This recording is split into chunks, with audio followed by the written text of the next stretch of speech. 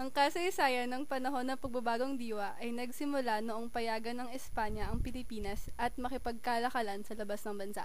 Dahil sa pangyayaring ito, nagbunga ito ng malayang pag-iisip at damdaming liberal ng mga Pilipino.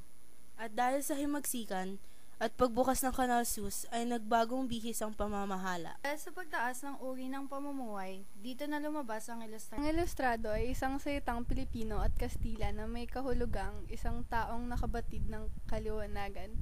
Nakakaangat sa lipunan ang mga ilustrado ng Pilipinas noong kapanahunan ng mga Kastila.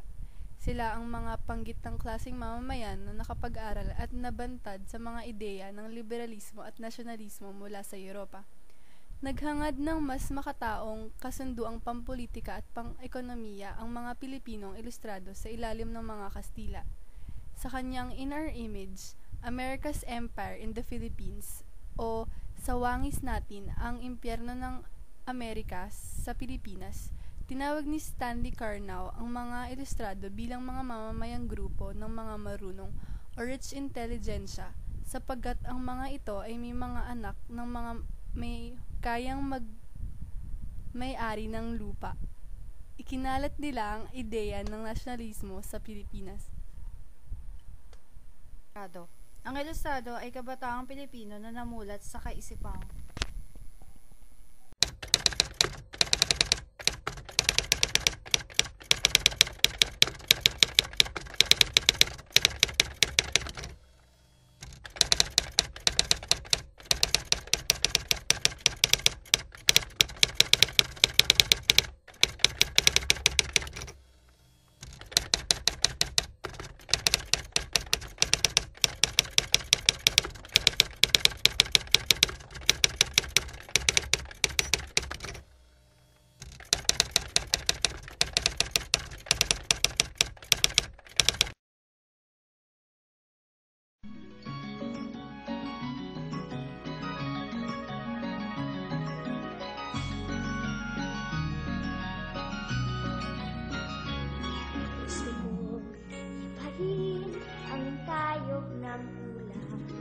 Gusto kong sisirin ang lalim ng dagat.